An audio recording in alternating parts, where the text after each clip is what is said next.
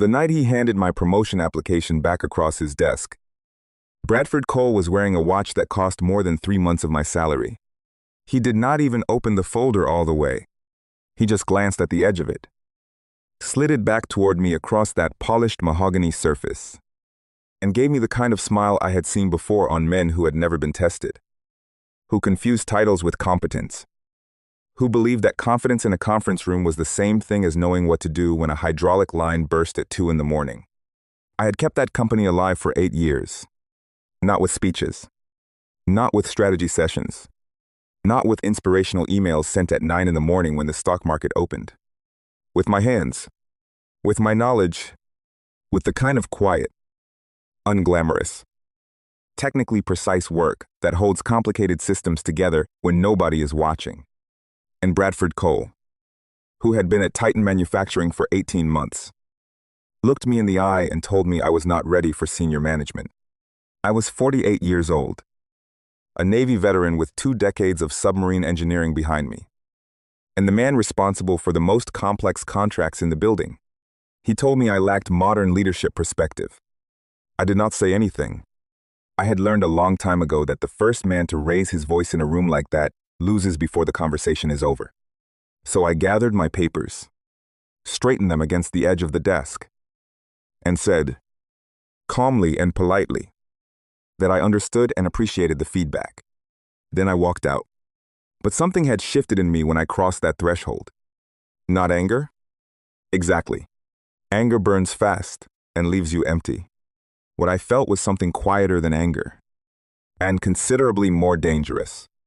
I had decided to stop pretending, and that decision was going to cost Bradford Cole a great deal more than he understood. My name is Preston Hayes. Before Titan Manufacturing, before the production floor and the endless compliance reports and the polished corporate men who kept taking credit for problems I had already solved, I spent 20 years in the United States Navy. Most of that career, I worked as a hydraulics engineer on nuclear submarines. I want you to understand what that means, because it matters for everything that follows. On a nuclear submarine, you are not working in an environment where mistakes stay small. You are 200, sometimes 300 feet below the surface, in a sealed vessel carrying a crew of over 100 men. And every system aboard depends on every other system functioning precisely. A hydraulic pressure reading that is half a point too high is not a note on a checklist. It is a warning that something is beginning to fail. An unusual vibration in a valve assembly is not background noise. It is the earliest signal of something that, if ignored long enough, becomes irreversible. You learn, in that environment, to notice everything. You learn patience. You learn that the man who panics first creates more problems than the original fault. You learn that silence is often more useful than noise. And you learn the difference between leadership that comes from understanding and leadership that comes from authority. Those two things are not the same. When I left the Navy, my life had already been broken in the worst possible way. My wife, Linda, died when she was 42. I will not spend a great deal of time on that, because grief of that kind belongs to a part of a person's life that does not reduce well to words. What I will say is this. She was the one who made our house a home. She was the one who remembered to put extra blankets in the closet before winter. She was the one who knew, without being told, when I had a bad day, and who had this quiet way of sitting near me until I felt less like I was carrying the whole thing alone. When she was gone, our son Connor was 9 years old. He was standing in the hallway in his pajamas the morning I came home from the hospital without her. He had this look on his face that no 9-year-old should ever have. Not crying, not asking questions, just standing there in the dark, already learning to hold too much. I needed stability after that. I needed health insurance. I needed a job that would allow me to be on the same continent as my son, rather than rotating through 6-month deployments with no certainty of return. Titan Manufacturing offered a position in operations management, and I took it. But Titan was not stable. It was a disaster that had learned to look functional from the outside. The previous operations manager had left in a dispute with upper management, and he had taken the institutional knowledge with him the way a man clears a safe when he knows he is leaving for the last time. There were no current manuals, no organized maintenance schedules. Passwords were written on sticky notes tucked inside drawers. The defense contracts were generating complaints. Deadlines were sliding. And the Patterson contract, an $18 million annual agreement covering hydraulic systems for military transport vehicles, was being held together by the professional optimism of people who did not fully understand what they were promising. So I did what I always do. I built the system that should have already existed. I arrived before anyone else. I left after the lights dimmed. I traced every workflow back to its starting point. Learned every client. Understood every machine. Mapped every procedure onto paper in language clear enough that a trained technician could follow it without needing to call me. Color-coded documentation. Step-by-step maintenance guides. Emergency response sequences. Safety protocols updated to current standards. I flew to Patterson Industries facility in Virginia on my own time because their engineers had a calibration question, and I did not want to let a problem stay unsolved long enough to become a crisis. Colonel Patterson, who ran their technical division with a kind of precision I recognized from my Navy years, noticed that kind of commitment. He did not say much about it. Men like that rarely do. But I could tell from the way his engineers started addressing questions to me directly that something had been established between us. Trust. Built on the only currency that actually holds in technical work, knowing what you are talking about. And doing what you say you will do. For 6 years, I kept that relationship alive. For 6 years, I kept Titan alive. And for much of that time, nobody with a title noticed. Not because they were blind, but because when a system runs without visible problems, the instinct is to believe the system was always sound. It does not occur to most executives that there might be one person quietly correcting the pressure readings before they reach alarm level. It does not occur to them to ask why something never breaks. Because the answer is because someone is preventing it. Then Bradford Cole arrived. He was 34 years old, freshly promoted from the parent company's East Coast division, holding an MBA from Harvard and a manner that suggested he had been praised often enough to stop questioning whether he deserved it. He had a gift for the surface of things. His presentations were clean. His communication was smooth.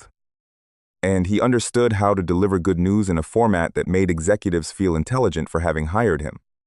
In the early months, I assumed he was learning the operation, that he would eventually take the time to understand what actually held the production floor together, that he would sit with the engineers, walk the floor, ask the maintenance crew what problems they kept having to paper over. He did not. What Bradford understood was the front of the room. He was excellent at quarterly reports, client dinners, and shaking hands in a way that projected confidence. But when the technical complications arose, and in defense manufacturing, they always arise, he reached for me, the way a man in a dark room reaches for the light switch. Automatically. Without thinking, I accepted that for a while. Because the work needed doing. Because Connor needed the income. Because I believed in the straightforward way that people who grew up with certain values tend to believe things. That consistent high performance would eventually be recognized by someone with the authority to act on it. Then came the promotion application. I spent 30 weeks preparing that folder. 15 pages. Client feedback. Efficiency improvements with documented results. Cost savings calculated to the dollar. Safety incident reductions. Contract retention records. Emergency recovery logs from situations that would have cost the company significant money if I had not intervened at the right moment. I am not a man who does things halfway. Bradford opened the folder for what looked like 90 seconds before he slid it back. Modern leadership perspective. That was the phrase he used. The kind of phrase that is carefully designed to sound like feedback while actually containing no information at all. It was the corporate equivalent of a polished door closing in your face. Smooth enough that you could not quite grab onto it to pull it back open. Framed just vaguely enough that there was nothing specific to argue against. I drove home that evening and sat in my truck for a few minutes in the driveway. The engine off. The quiet of the neighborhood settling around me. Through the kitchen window. I could see Connor at the table, working on something. College brochures had been appearing around the house in recent weeks. Engineering programs. Scholarship deadlines. He had been careful not to put pressure on me about it, because at 17 he had already developed the instinct to measure what was safe to want. That was when I understood what was really at stake. Not my pride.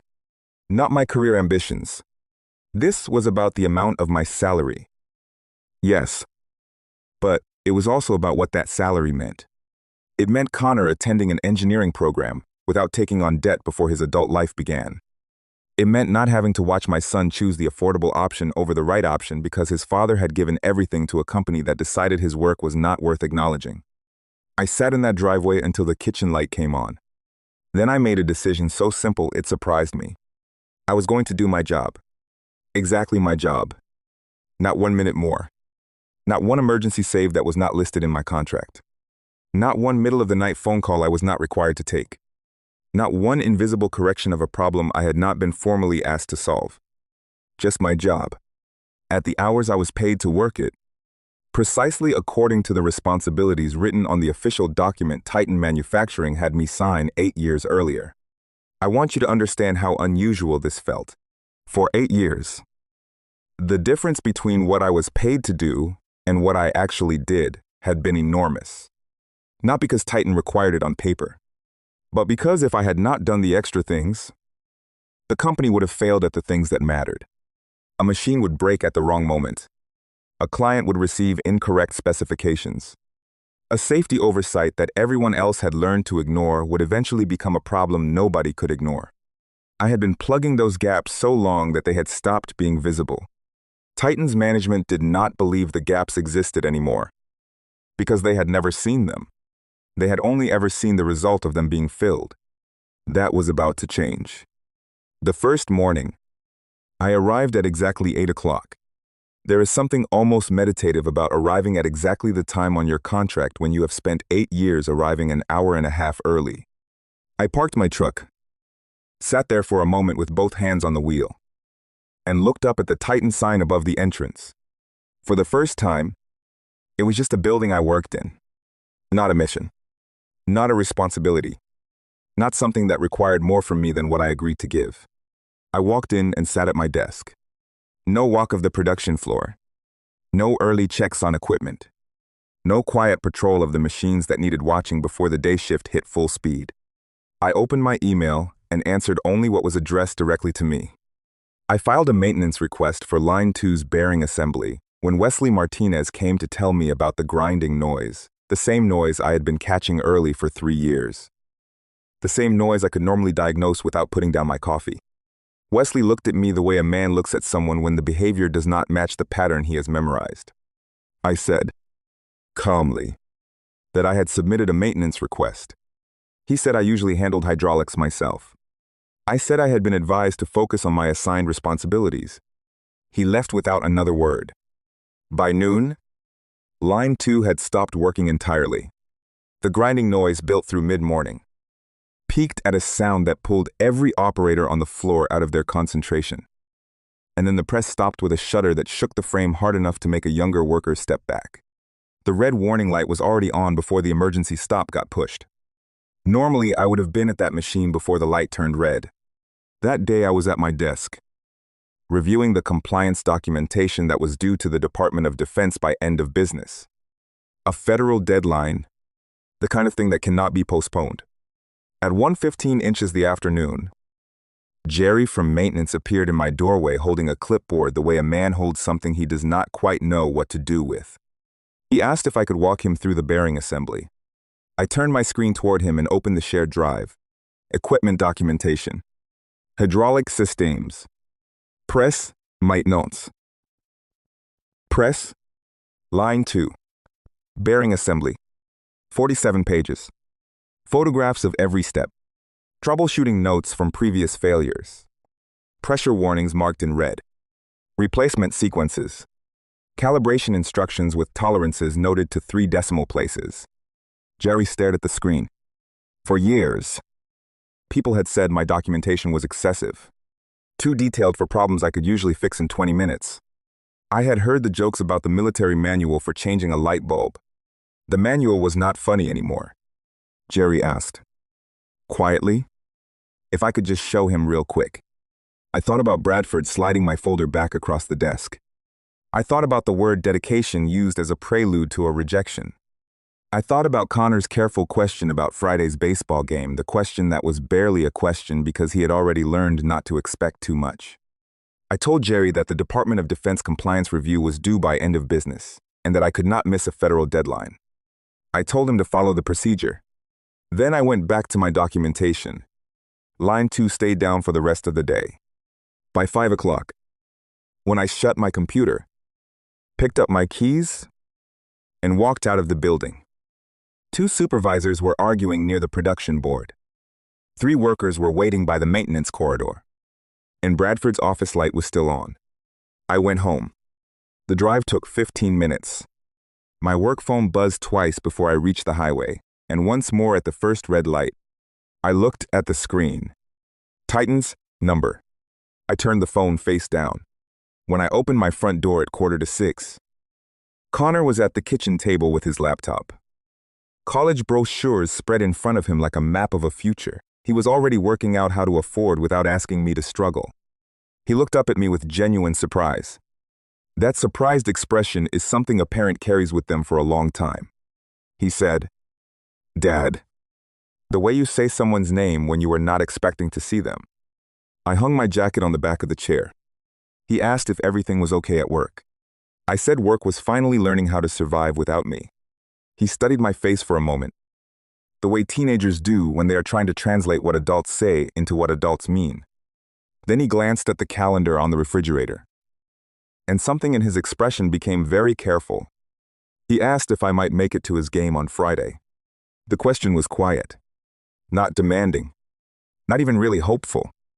It was the question of a young man who has learned to want carefully, to limit his expectations in advance so that disappointment lands a little softer.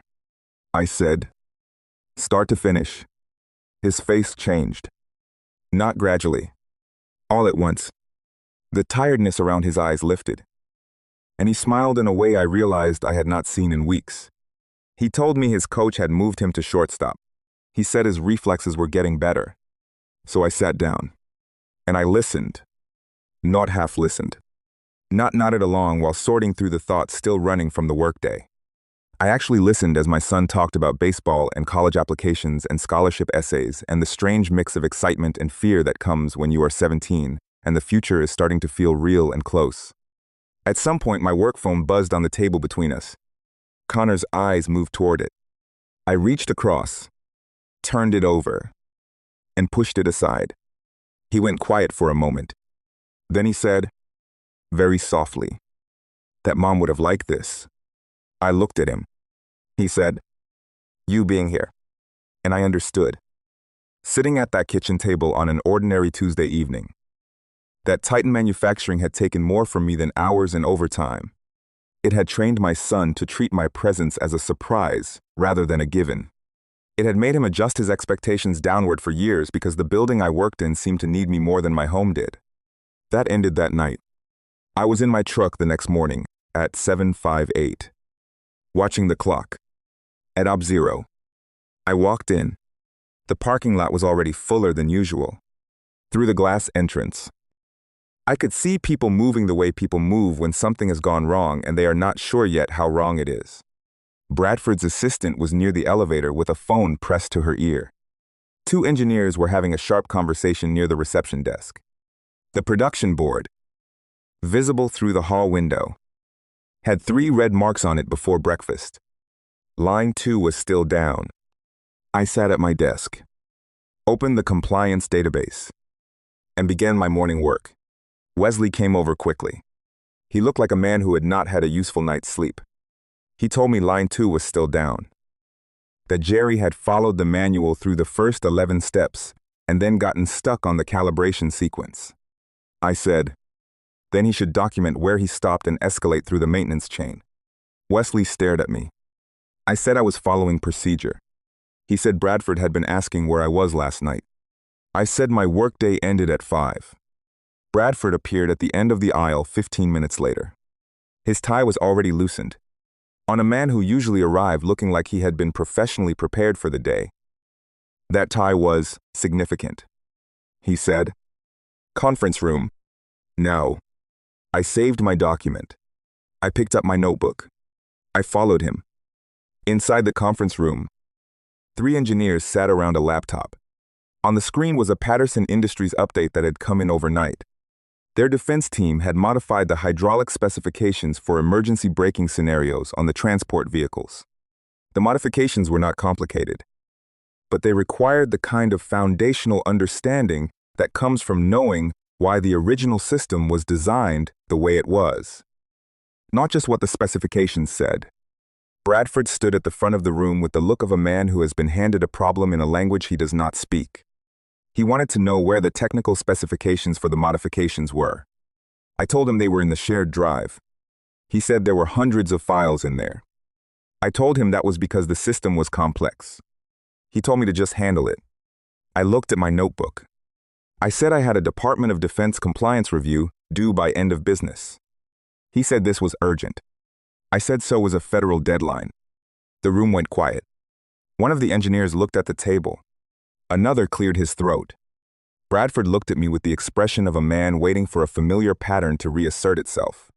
For 8 years, that pattern had been when things became critical. Preston would quietly solve it, and the problem would disappear before it needed explaining to anyone important. The pattern was no longer operating. He dismissed the meeting with a promise to follow up, which was the corporate phrase for "I do not know how to solve this yet, but I do not want to say that out loud." I went back to my compliance documentation. That afternoon, the first message from Patterson Industries arrived. Not through Bradford. Directly to the operations inbox. Their lead engineer wrote that several hydraulic assemblies had failed stress tests on 3 prototypes, and that the pressure relief valves were not engaging properly during emergency braking simulations. He asked whether the technical specifications they had received the previous week were current, and whether someone at Titan could clarify the calibration parameters. The email was copied to Bradford, the engineering team, and this I noted William Cole, the CEO and Bradford's father. I went home at 5. On the 3rd morning, Titan Manufacturing no longer looked like a company managing a temporary problem. It looked like a machine that had been running on one person's energy for a very long time, and had only just realized that person was no longer running at full power.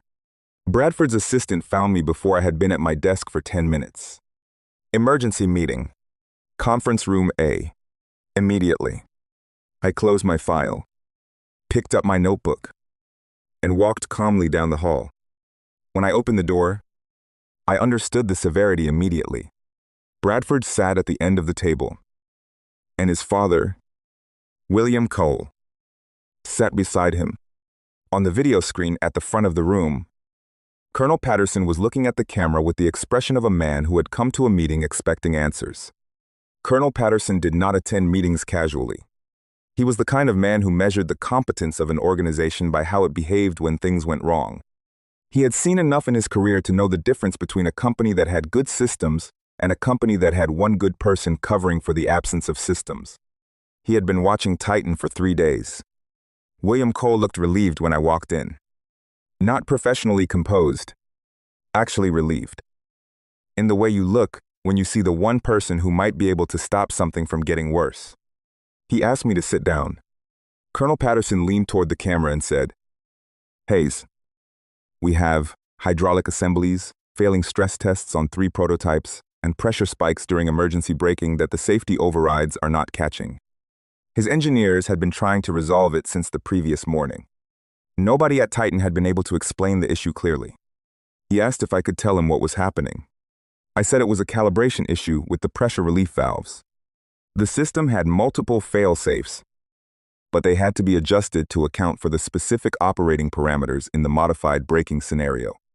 The procedure was documented in Section 7.3 of the technical manual, and if his engineers would reference that section while adjusting the valve settings to the revised tolerance range, the stress tests would pass. The answer took me approximately 15 seconds to deliver. Colonel Patterson looked at the screen for a moment. Then he looked at Bradford.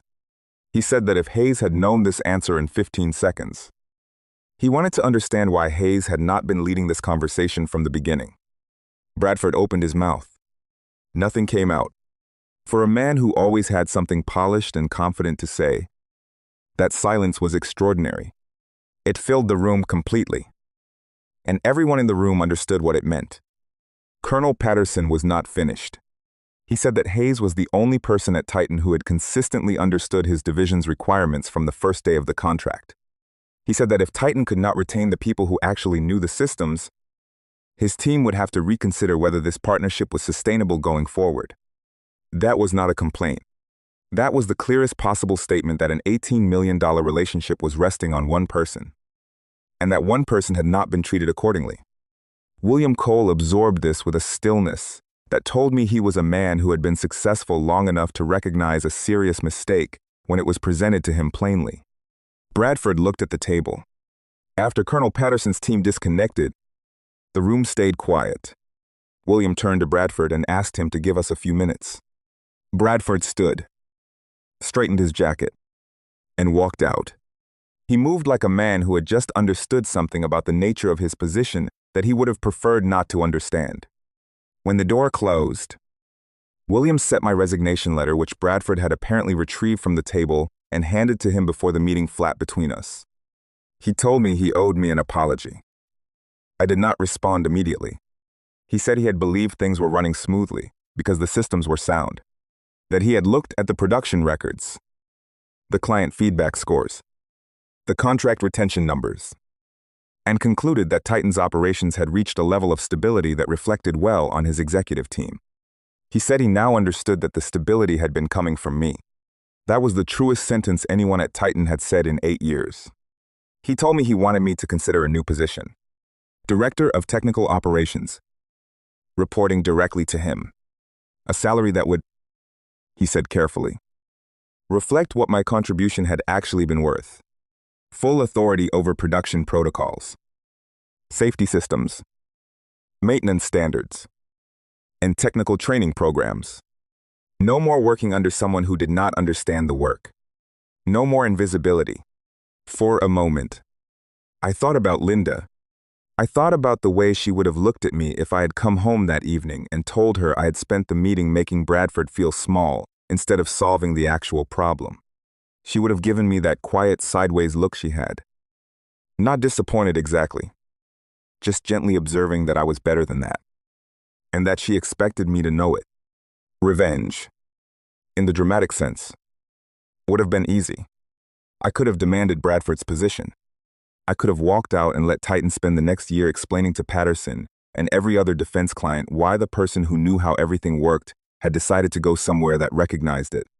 I could have made the man who told me I lacked leadership, perspective, watch me demonstrate, in the most direct possible way, exactly what leadership had been doing in his building every day for 8 years. But that was not what I wanted. What I wanted was what I had always wanted.